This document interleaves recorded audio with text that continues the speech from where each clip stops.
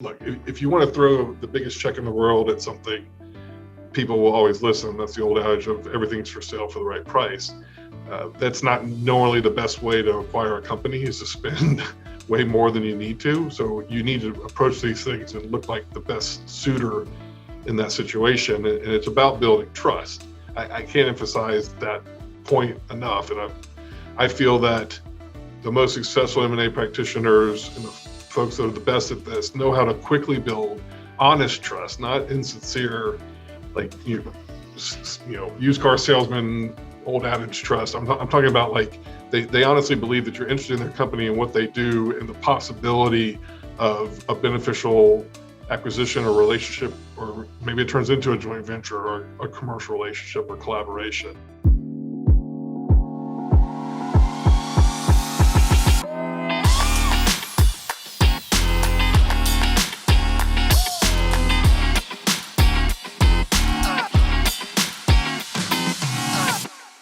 Welcome to M&A Science, where leading M&A practitioners share lessons learned from their experience. If you're interested in keeping up with the latest from M&A Science, visit mascience.com, subscribe to our free newsletter. Every Monday, we share highlights from our interviews. We share invitations to our events as we build the greatest community of forward-thinking M&A practitioners. Again, that's mascience.com. I'm your host, Kison Patel, CEO and founder of M&A Science. Joining me today is Scott Hile, Senior Director of Corporate Strategy and Development at Enviva.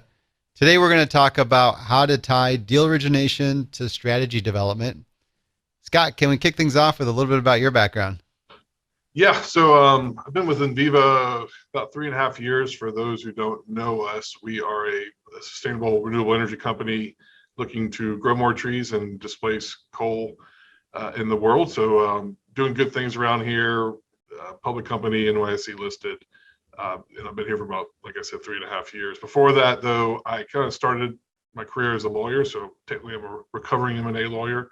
I was in private practice for about 9 years, both in the dot-com world back in the early 2000s, and then brick and mortar after that, and went in-house for some general counsel in-house roles, and then had the opportunity, which I jumped at, to move to the corporate development side about 10 years ago now, and worked for different companies in that role, and everything from smaller acquisitions and middle market stuff to trying to close 5 a year and looking at 120 plus targets in a pipeline a year. So I've been lucky enough to work on 80 plus deals now, that way more than half of those have gone to closing. So it's been a wild ride.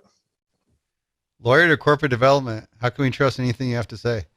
Oh, come on now. Just kidding. M&A attorneys are the good ones. I tried to distinguish that. I know. Yeah, insert joke here, but.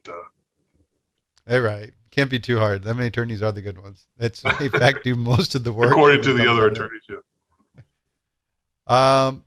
So let's get into it. How do you think about buy-side origination? I just referenced the fact that when I had a company that was very acquisitive, trying to grow through 4 different divisions, through acquisition mainly, some organic, but a lot of inorganic growth as a strategy, we had to keep a big pipeline.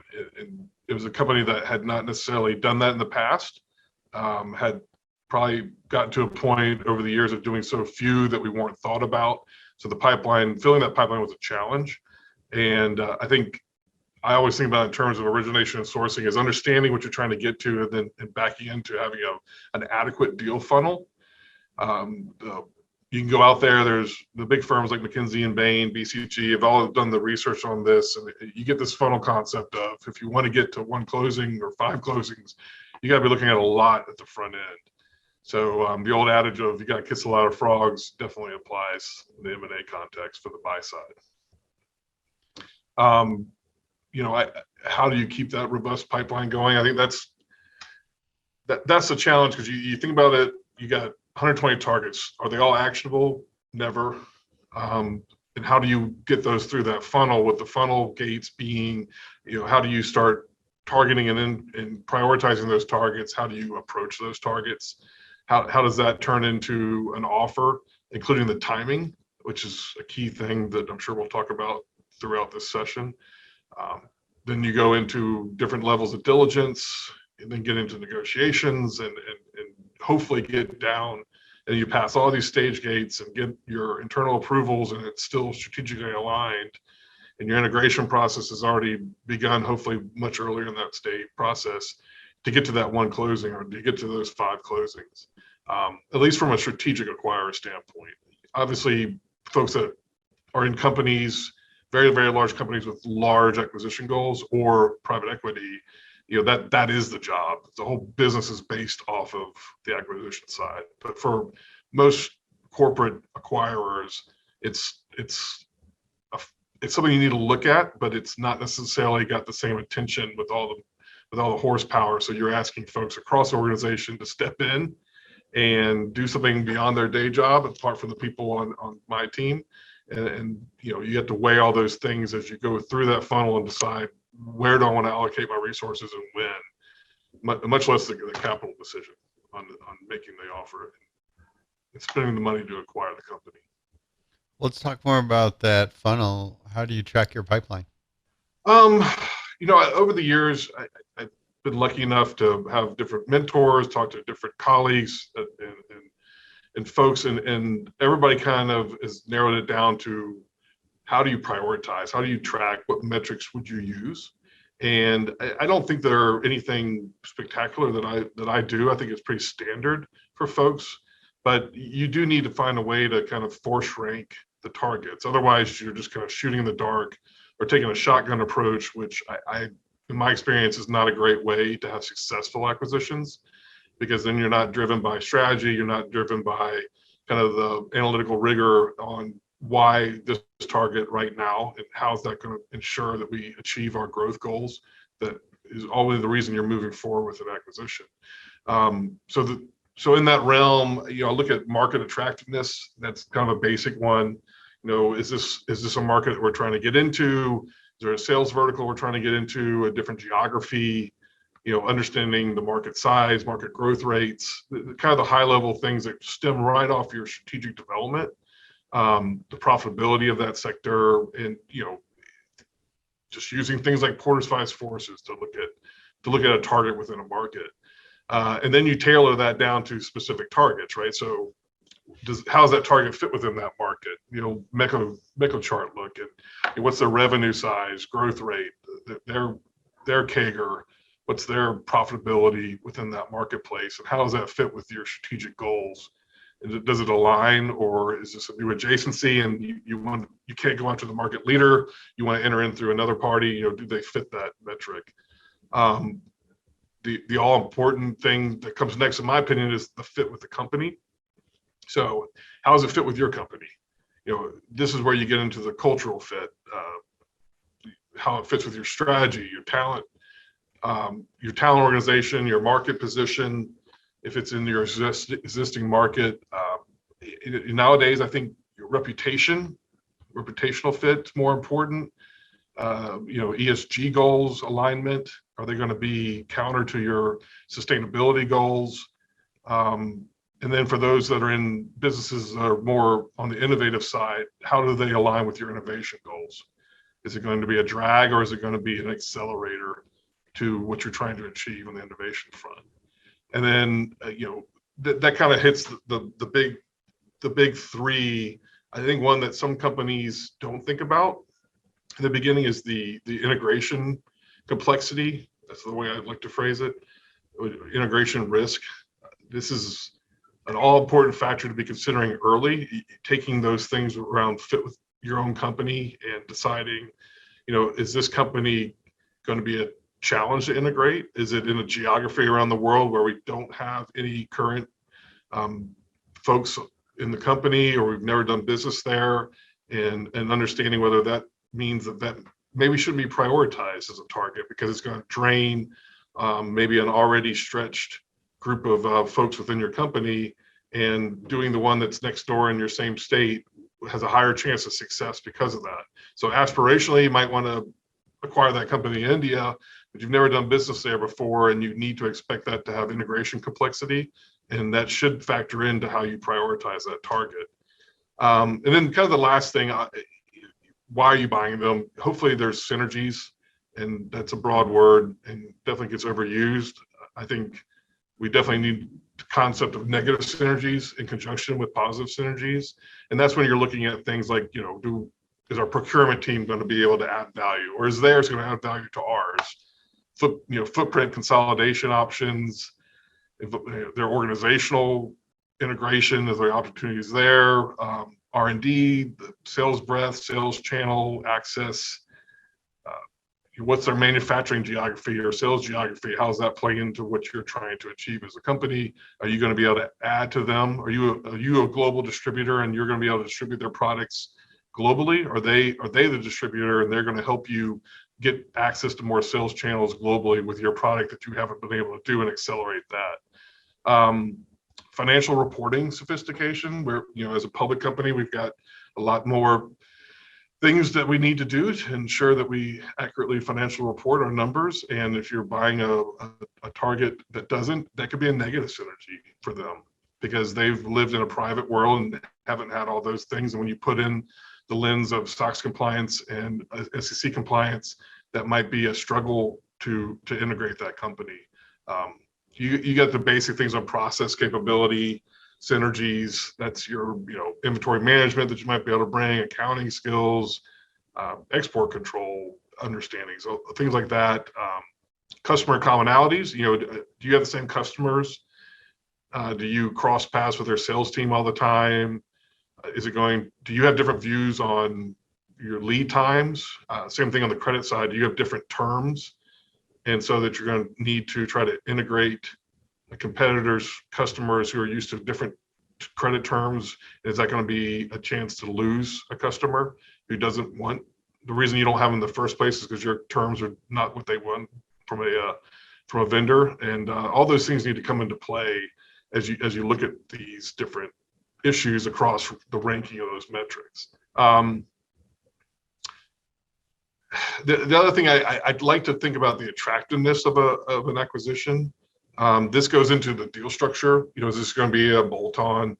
Is this going to be a simple? Could you do it as an asset deal? Could you do it as a stock deal? What's more advantageous for your company? How is that target's ownership structure? Is it a single owner? Is it a single company? Is it a subsidiary?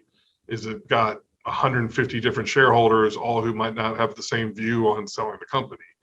And is there a majority shareholder that can push that along? And do you need to worry about pushing out minority shareholders post-close? And is that something you're willing to move forward on? Obviously, the number of employees and offices comes into play as you think about integration, number of product lines they have, if you're in a space where there's multiple product lines. And, ultimately, I think you also have to layer in there, is an acquisition the right way to move forward to achieve the strategic growth goal? I think that by looking at these things at the early stage, you might look at a target that you maybe had hoped that would be an acquisition target, and maybe they're not hitting these metrics the way you want, but that doesn't necessarily mean that that's the right answer, and there's other answers. Maybe you should be pushing for a commercial relationship in hopes that building that relationship with them over time could lead to an acquisition.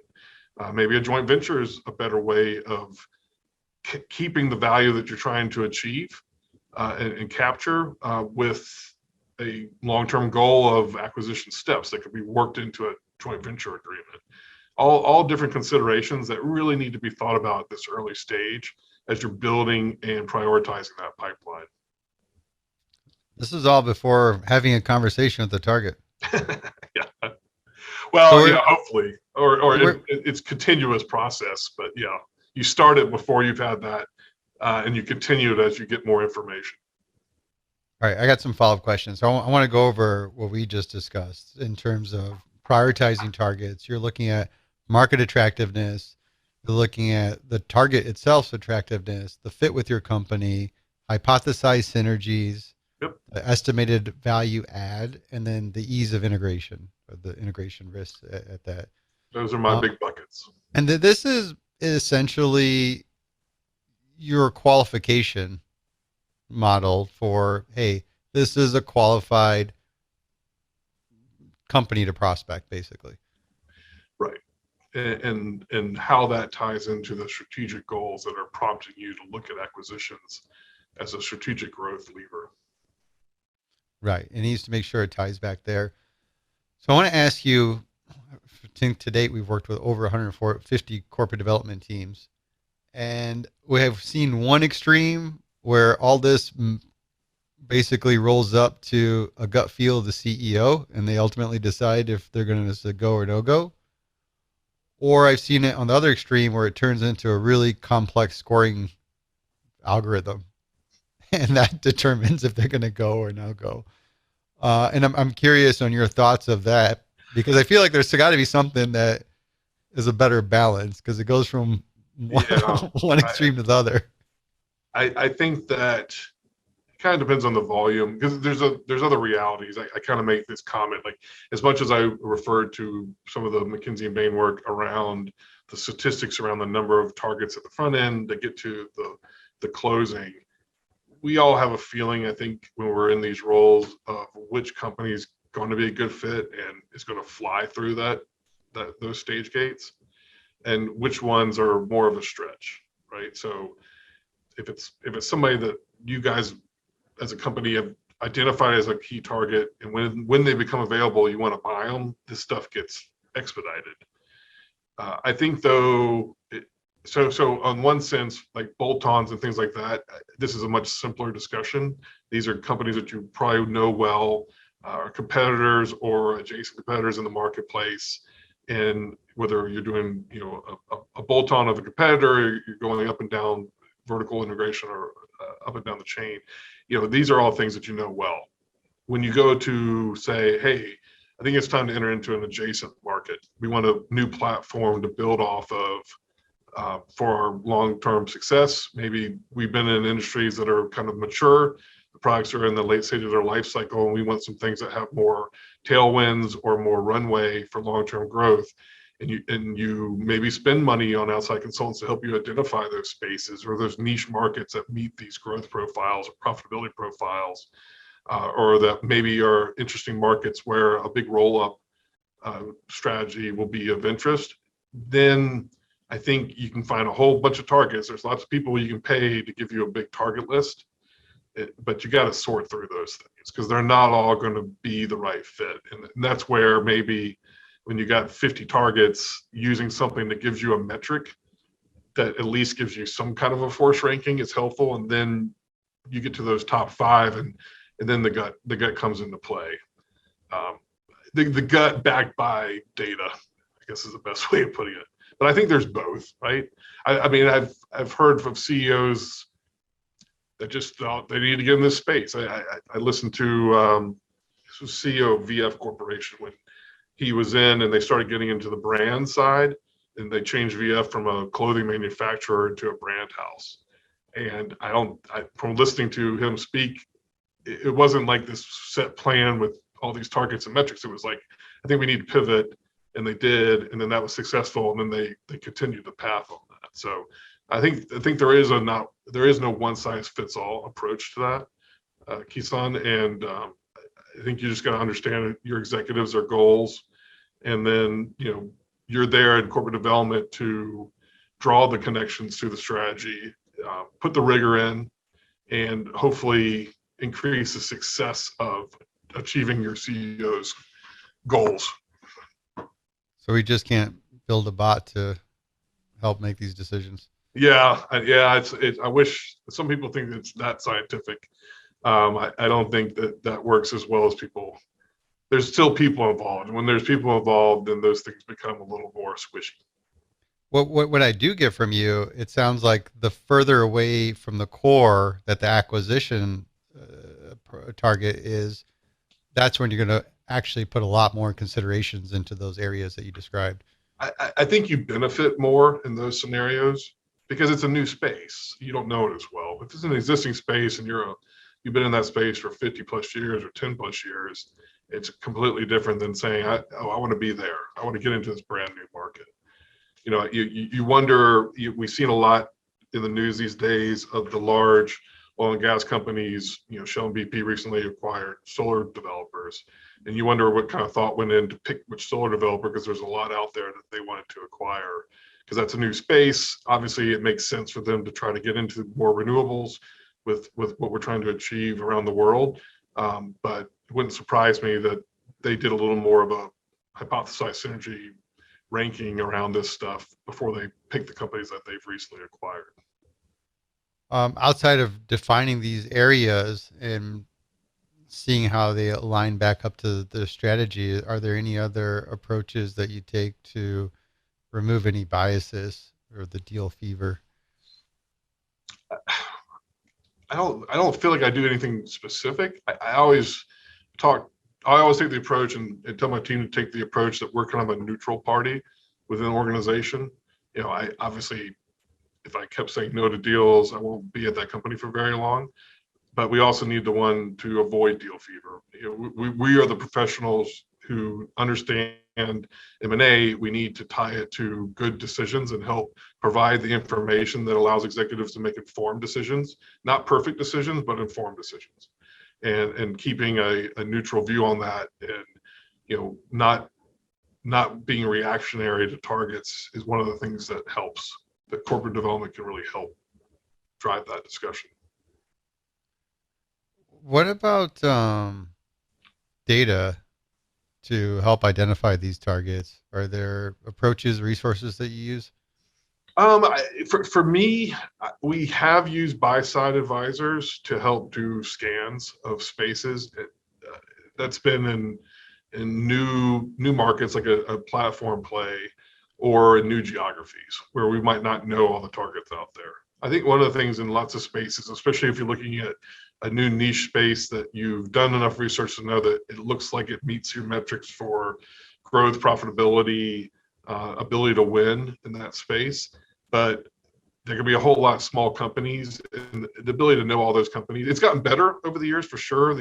Going online and searching will identify more than you used to. So when I started this, you definitely would benefit from folks that were in that market that you could pay to help you identify the targets. You can do a little more of that internally, but sometimes I still think you benefit from getting that buy side help in order to populate your pipeline. So you got buy side advisors. Any other data sets or anything like that that's been helpful? There's the different software packages that kind of try to track this, and of course, now that I said that, I'm losing. We're not paying for them at the moment. Like the investment banks obviously all have these because that's one of their jobs to try to identify potential sell side clients. But any of the big programs out there that track markets and the players within that market, I think the limitation is it's easy to track public targets, right?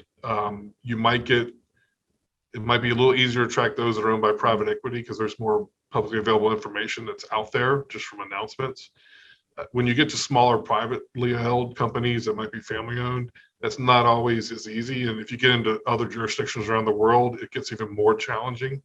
And that's where you need a balance. So maybe you identify big companies and you're only looking at things at a certain scale, and those usually are available. But if you want to maybe find niche players with some interesting technology, I think you got to dig a little deeper, and you can either go visit, now that we're hopefully post COVID, you can get back on the road and just go around to some areas and go to conferences. And the conferences are a great, industry conferences used to be, and hopefully will be again, a great place to find some hidden gems that are at those conferences and make introductions there, to be fair. Yeah, that's kind of the tried and true approach. Yeah. You've ever had anything just a real unique way that you've came across a deal? I had a guy tell me he sourced a deal at a hot tub at a ski resort. I thought that what kind of deal are you talking about, Kison? It says one of the acquisitions. There's an old adage in one of my old companies that the deal happened over a poker game between the two CEOs, and they agreed to it there. So I mean, crazier things have happened for sure. So beyond betting the house, I'm going to bet the company. Yeah, and it happens. I mean, if you're out there enough, you'll meet people. It's a fun part of corporate development, in my opinion, is being able to be out there and randomly meet somebody on an airplane who happens to start talking to you. I mean, some of these things are just changing. It used to be, for better or for worse, you talk to the person sitting next to you on the plane. That's That's not exactly the case now. We all tend to put our headphones on and try not to interact as much as we used to. But I've met people there and travel that had interesting things that might have introduced me to somebody else. This wasn't for an acquisition, but I recently had someone reach out around opportunities that had nothing to do with acquisitions, that they're just asking me because of my background.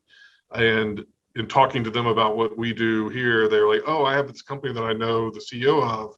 They're looking to partner with somebody who does something like we do. I'll put you in touch. And that's still a great way to kind of meet people. There's so many companies out there. When you think that you know them all, there's another one that just popped up that you didn't, and maybe that's the right one that you should be going after. In this case, I think maybe this will turn into a commercial arrangement because of the nature of this one. But that all came from a random conversation I took because someone reached out on LinkedIn about something completely different. So who knew? You got to have feelers out in a variety of different places. That's right. Ultimately go through the qualification process and get into the pipeline. That's right. Let's get into the fun stuff. Outreach. Yeah, tell me how to make that first outreach. I will caveat all of this with a couple things. One, I think it's not a one size fits all, right? Everybody's got to figure out their personality and how that fits. And a lot of the things I'll probably talk about are geared towards the middle market space. Two large public companies acquiring each other is a completely different animal. I don't think it has all the challenges, to be honest, of smaller acquisitions, and it's not the same game. And people know each other, and you can have direct conversations between CEOs or boards talking to each other to drive those transactions. So with the lens of the middle market and companies that are maybe owned by a family that started it or an entrepreneur who started it, sometimes private equity owned things. That's kind of where I'm going to focus on. I think it all still starts with soft sales skills, to be honest. These basic rules of how to engage somebody you've never talked to before all come into play. And these are the types of skills that get better with experience. So anybody who's listening who might feel that, I'm maybe more of a type B, or I don't feel comfortable having those conversations, you can learn that. I'm kind of, for those who know me, probably more of the type A, talk to anybody. And I've got people I know that are much better at it than me, and some people that don't feel as comfortable, but everybody can be successful in this space. Because ultimately, I feel like people want to sell to people. Again, cliche for sure. And obviously, having a bunch of money never hurts to throw at something. But to get good deals and to find these hidden gems, or to convince someone who hadn't thought about selling to sell, which is always what you hope to do, because that's the proprietarily sourced deal. When you're a strategic acquirer, avoids going through an auction process where you're one of many bidders, and you're going to go through those too, but that's not the best way to get the best deal done, in my opinion. So the first thing I like to do is at a company is try to figure out, does anybody already know them? One of the more embarrassing things that happens is when people don't have good tracking systems to know who they've talked to. And you reach out thinking that you're talking to them for the first time, and they're like, oh, well, this other person from your company called me 3 years ago and I told them no.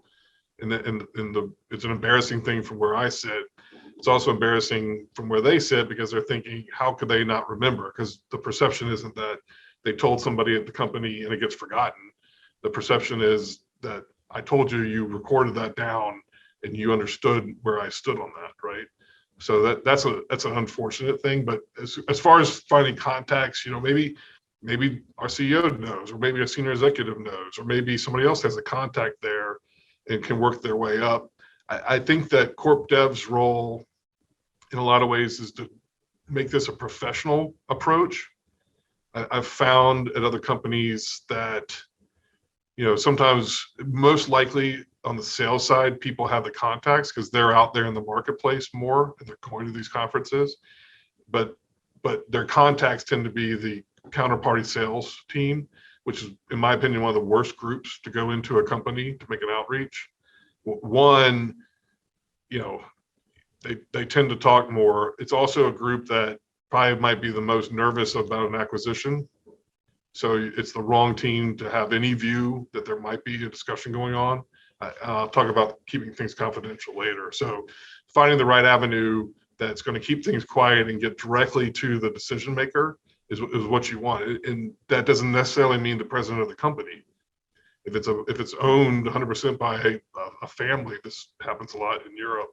You need to talk to the family. The president doesn't make the decision to sell. The president just works for them as an employee. It's the owners of the company that get to decide whether they sell. So you need to figure out a way to get that conversation going.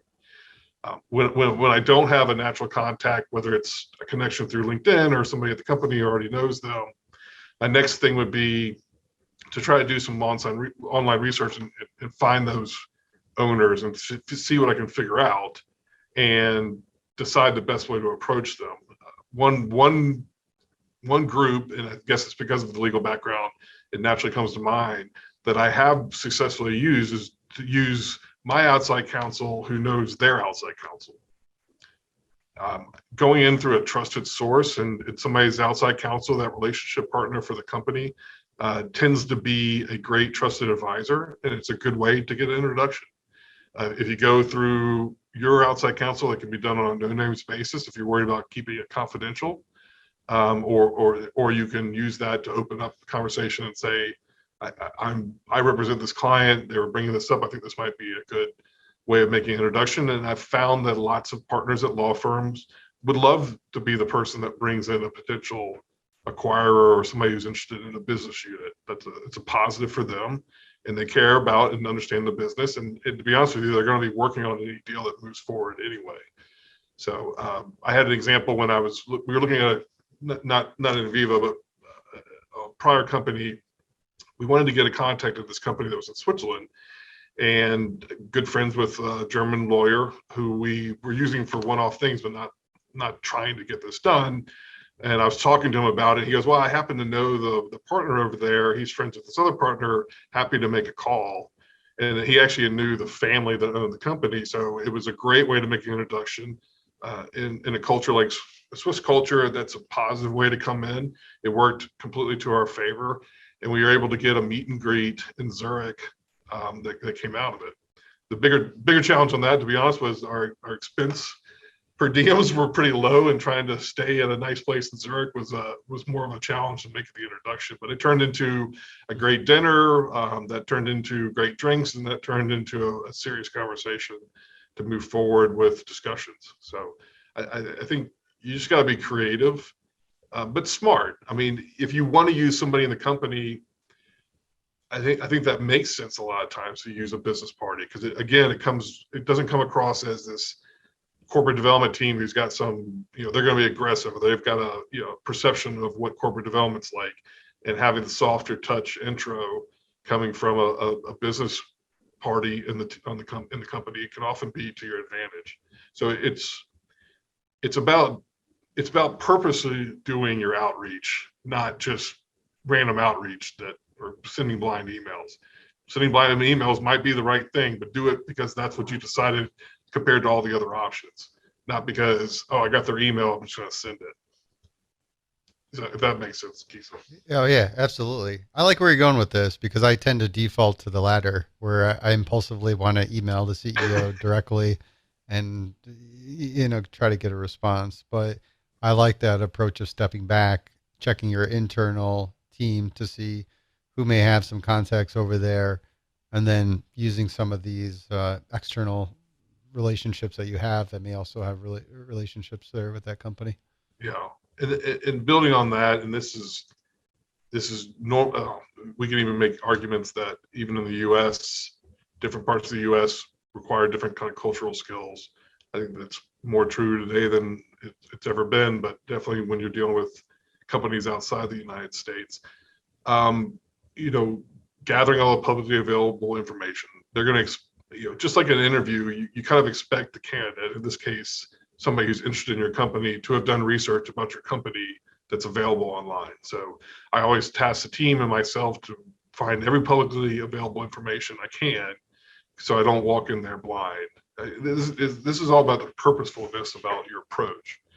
If it's a foreign culture, I'm going to refresh myself. If it's a culture I've never dealt with, I'm going to see if it's one that I feel like is complementary to something I've done in the past, or that might be the time I want to choose to have a buy-side advisor in that geography, in that country, help me make the introduction, because they're going to understand the cultural norms better and be able to make sure I'm on my best foot forward when that introduction does happen. Because all these things that, look, if you want to throw the biggest check in the world at something, people will always listen. That's the old adage of everything's for sale for the right price. That's not normally the best way to acquire a company, is to spend way more than you need to. So you need to approach these things and look like the best suitor in that situation. And it's about building trust. I can't emphasize that point enough. And I feel that the most successful M&A practitioners and the folks that are the best at this know how to quickly build honest trust, not insincere, like, used car salesman, old adage trust. I'm talking about, like, they honestly believe that you're interested in their company and what they do and the possibility of a beneficial acquisition or relationship, or maybe it turns into a joint venture or a commercial relationship or collaboration. Those are all things that they need to feel comfortable with, because they're going to be sharing information. You want them to share information and feel comfortable doing that. In a great world, sometimes before an NDA, but definitely after an NDA, and not be scared that you're just using this to get competitive information, or that you're not a serious buyer. It's a big problem when you don't have trust in the marketplace, or you can't build trust with an ownership of a target. People will talk about you. Say again, Kison? The people will talk about you. Yeah, I was with a company that had for a long time, and I'm not saying it wasn't strategically driven, but the perception in the marketplace by the time I got there was they weren't a serious buyer. That all they wanted to do was go under NDA, get competitive information, but would never put in a serious offer. I wasn't there when those were done, so I'm not going to judge whether that was the motivation or not, but the perception is reality. And I had to rebuild perception in the marketplace of us as a serious buyer, because this was a company that we needed to get to looking at 120 targets a year. And I need investment bankers to send me opportunities, or to tell me about processes, and not assume that we are not a serious bidder, because they don't want serious bidders in there. And I needed people to see, and we ended up building, a buy-side pitch deck, which I think is important when you make those first formal meetings. Maybe not the first introduction that can be done over dinner or drinks these days, video call. I still think a personal contact and live is better, but that next meeting where you're like, okay, let's have a discussion, like going in there, you're going to find out about them, but tell them about you in a positive light. And, these are all different tactics that I've found to be helpful and caused me to be successful over the years, getting deals across the finish line. That's a good example of that reputation being so important. Yeah. So in the case that I talked about, we spent a long time. We went to a bunch of industry things for the investment banking industry, which is not one association of corporate growth is what it was, heavy with advisors and investment banks and private equity, but not necessarily heavy with strategic acquirers. And I remember the first time we went, people were like, why in the world are you guys here? Corporations aren't sending their corp dev teams here. But the reality was, you gotta get to know these folks, and you go and have drinks and conversations about what you're trying to achieve, and you come in there with a strong strategic goal that you can communicate, an elevator pitch around it. But it's also that they want to call you, they want to do a deal with you. I mean, going through a deal process is kind of a stressful thing. If you think of it as dating, they want to date somebody they want to be with, not somebody they don't.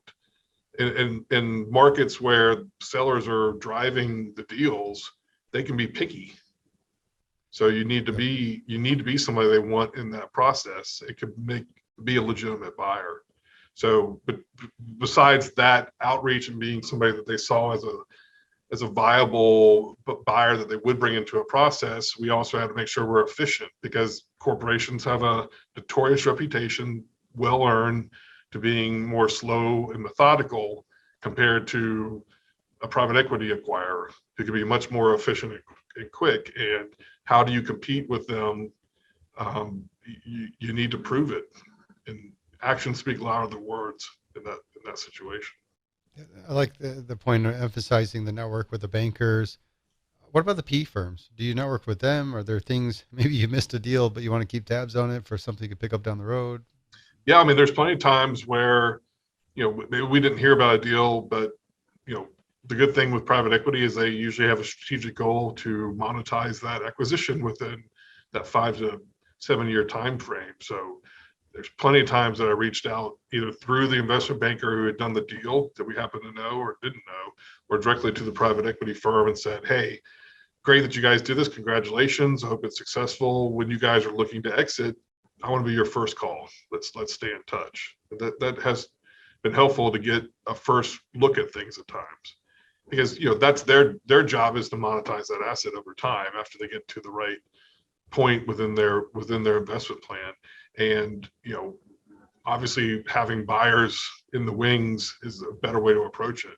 And maybe for some that can avoid extra fees because you build it up and you save time on diligence, and you've already got a view on value, and you can align early, and it's a better deal for both sides.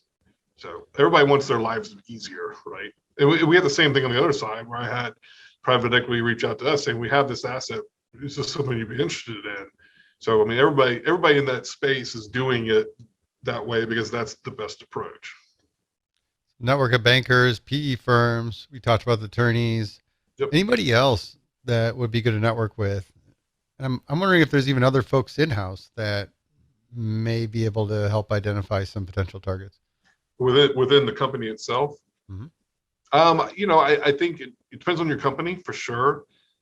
Like I said, the commercial team, the sales team always is a good source. I always collaborate with them to identify who's out there, because you should be tracking the spaces that you're playing in anyway.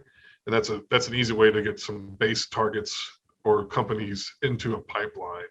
If you have a big R&D shop, they tend to run across the new technology. So if you're looking to make a technology play, maybe it's your R&D team or your innovation team that's got the best pulse on the market to know who's out there, who's up and coming.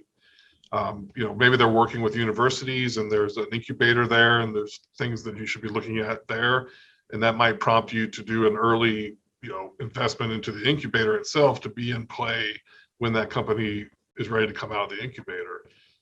So it's being proactive rather than reactive. That was a big thing for me at one of my previous companies. They were being very reactive. And in fact, I might have said this before on the show, but they thought that the only way companies were sold was through a sales auction process. And I was like, I usually never buy deals in the process because it's not the best way to get the best price. So just helping educate people that there's lots of ways to start building the relationship and the trust with somebody that you are interested in. It might never turn into an acquisition. That's okay, but you gotta kiss a lot of frogs. So we have these approaches, how we can identify targets, the angles, the relationships we can use. When we don't have any of that, and we do have to go cold, how do we do that?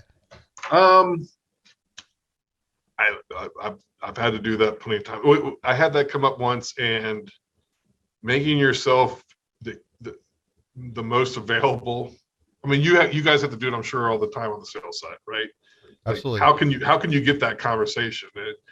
Making yourself available in the most convenient way for the other party is the best way. So I had an example where I was working on another deal in Europe and was flying through Munich, and there's this company we wanted to talk to, but we said, okay, we're here. I wonder if we can convince them to meet us at the airport. So we just called them out of the blue and said, I'm actually going to be in your city. Is there any chance you'd come out and meet us at the airport, or we'll sneak out, run the risk of missing our flight? But you got to inconvenience yourself, make yourself convenient to them, and people will take the time. I mean, obviously, being in a corporate development role, you're going to have a perception that might get you in the door faster than if somebody perceives you as just trying to sell them something. That's a side benefit, but cold call works at times. And Are you calling? Are you sending emails? Are you sending LinkedIn messages? What's your first touch look like? I think that's evolved over the years. It would have been phone calls only back in the day. Hmm. Um, email still isn't my favorite, but sometimes it's a note.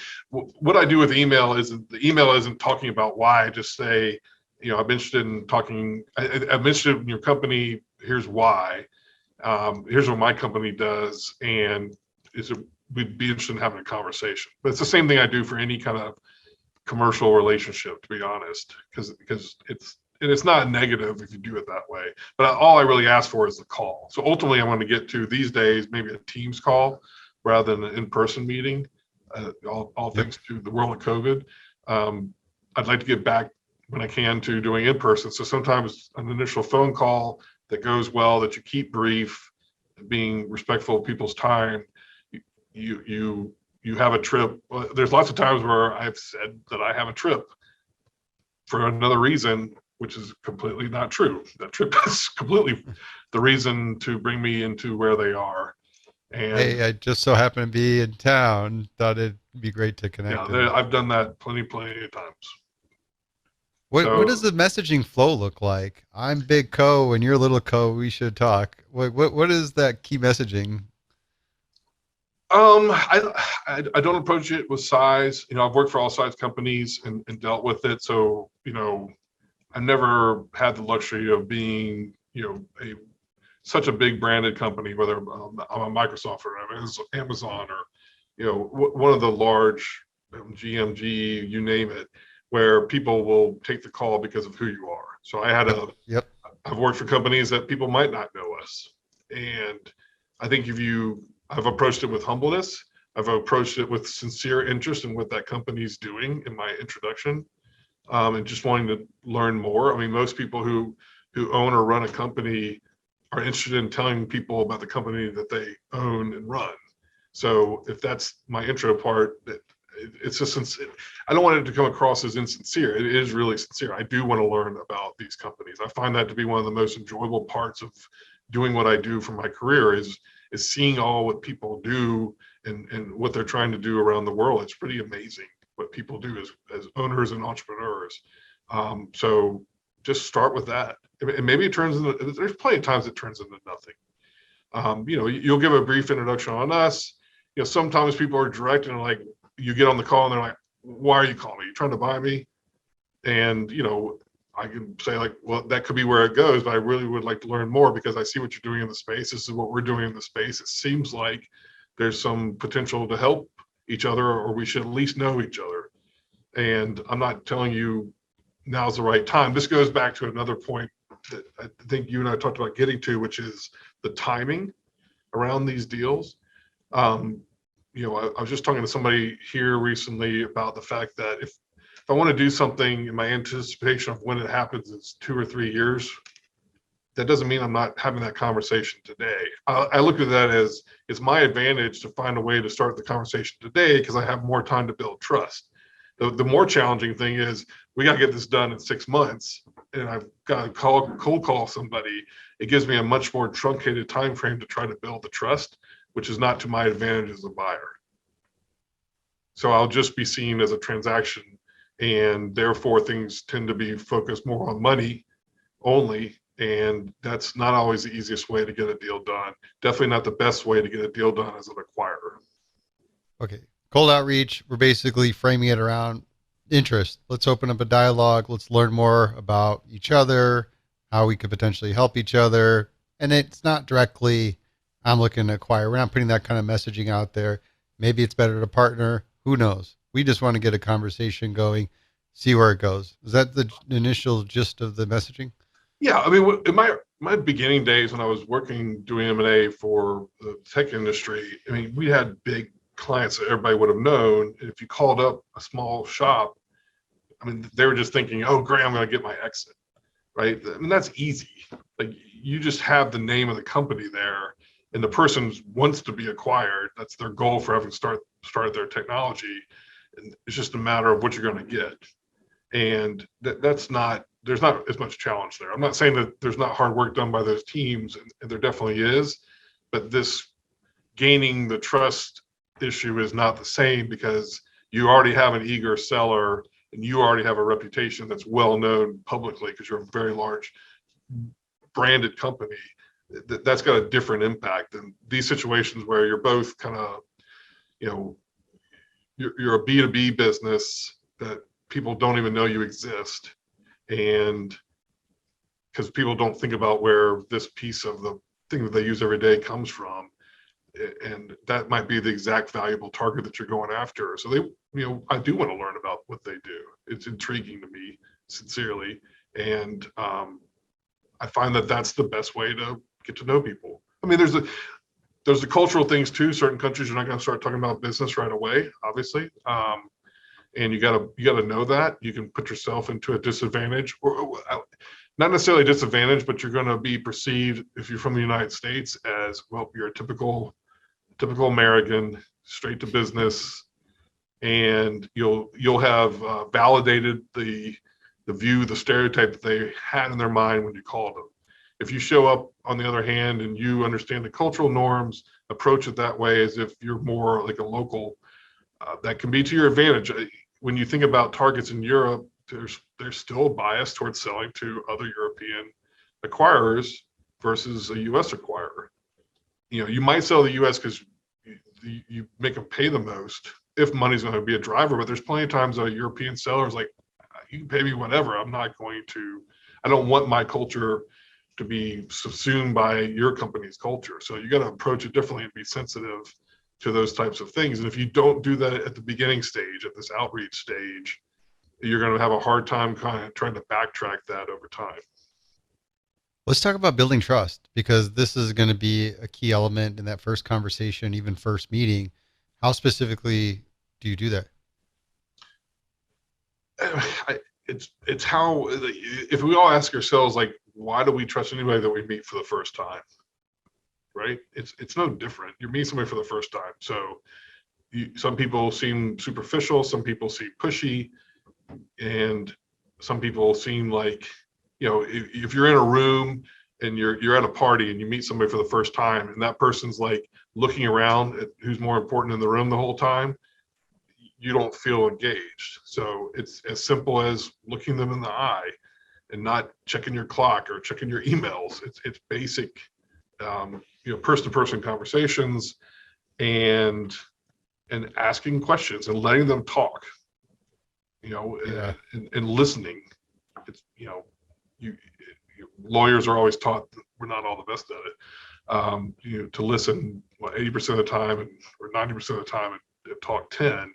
But this is one of those occasions where that's what you want. So if you can get them to talk, if you can build the ability that they believe you're sincere and you're not wasting their time, that's how you can get to the next meeting. And then the next meeting, you have an opportunity to build more trust. And then the next meeting after that, you build more trust. And you do what you can to avoid breaking it. I mean, there's always times where I end up having to be like, if I got a business leader in the company involved as well, I want them to stay good cop. And I know I'm going to have to come in at some point and be the bad cop negotiating when there's certain things that we're not going to be able to push back on. And that's fine, because if that business leader will ultimately be the owner of that target and in charge of integrating it, I don't want to ever burn their relationship. That will be bad for us during the integration stage.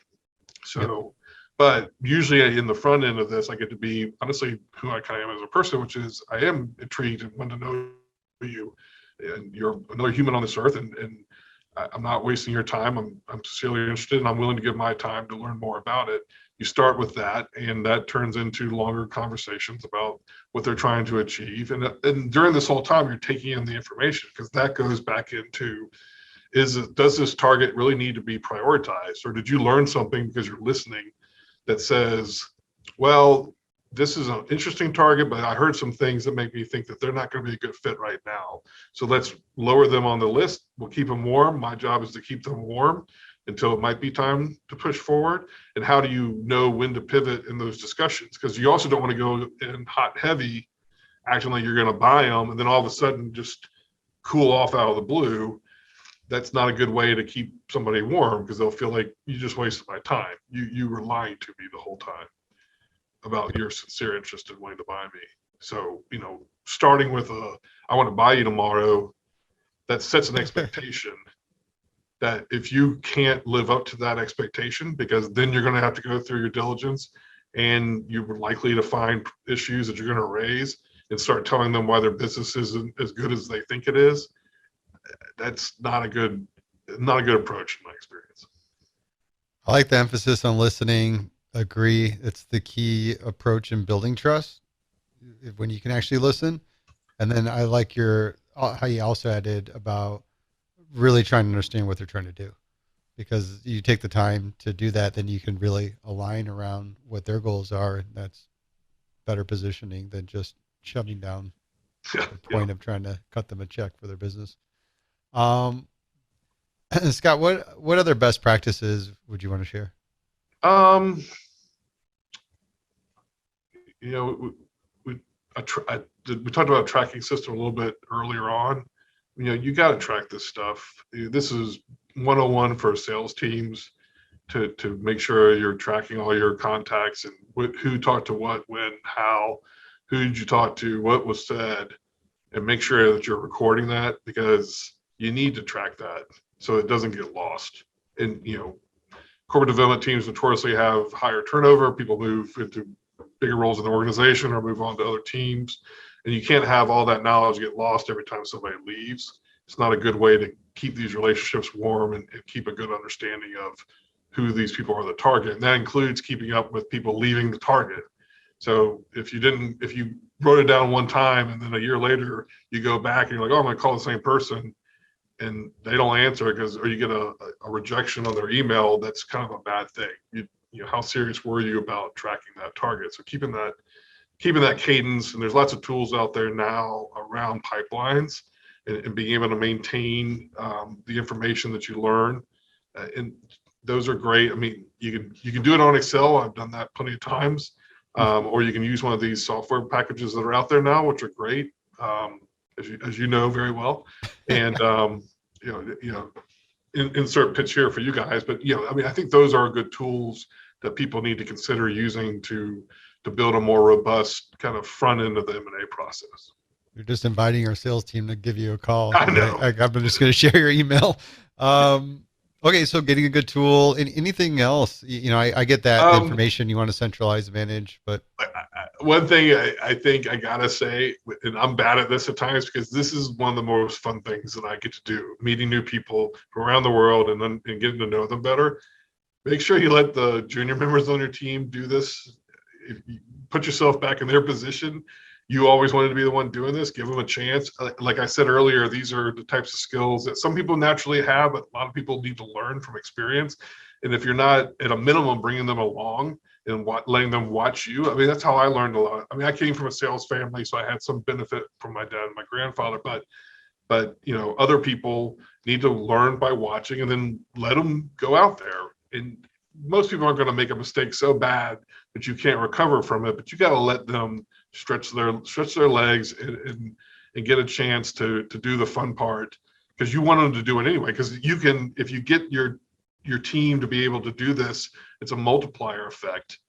Because then I ended up developing a really great team, and I have one here too, that I can be like, well, you follow up with this one, and I'll follow up with this one, and it just is a force multiplier, which again helps you make sure you have a robust pipeline.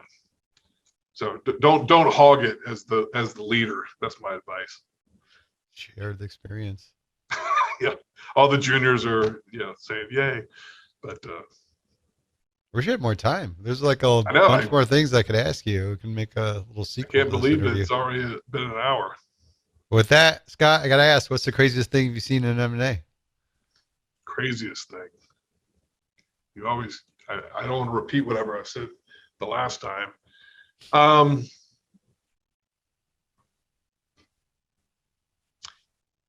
knew you were going to do this too. We've already signed an NDA, so don't worry. It's not like anybody else will. Just don't give any names and dates. That's all you got to remember, right? The craziest thing.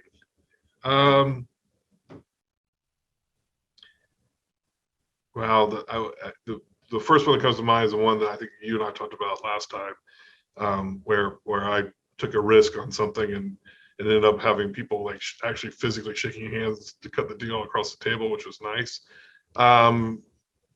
I think a crazy thing, I'll do a different story, is it taking almost 9 years to get to a JV with an Indian party, a very large company that was worked on, where it was like we go almost to the edge and then they back off. And this happened year after year after year for 8 years. And, no one lost faith that this was still the right thing to do. It was all about timing. And the timing just wasn't right year after year until it finally was, and it turned into an amazing deal in the long run. So just don't give up on these types of things, because that's your comment on the PE firms. Like, so you lose it and a private equity buys it. I never thought that was a bad thing. I might have to pay more for it in a couple of years, but that didn't change the fact that my company might be the right owner of that target. Ultimately, they just got in there first, but they're going to want to get rid of it, and I'm going to be there, and maybe they get things better straightened out, and I don't have to spend the money to do that. So 9 years. Yeah, that was a crazy one. India is a tough country to do business with, but yeah, I think that's long even for India, but hey, it's all persistence in this game. Never give up. That's right. Scott, thank you so much for taking the time with me. I enjoyed Always this conversation and Kison. Enjoy learning the lessons. Well, cheers, and here's to the deal. Yeah, have a good rest of your day, and thank the audience for listening in.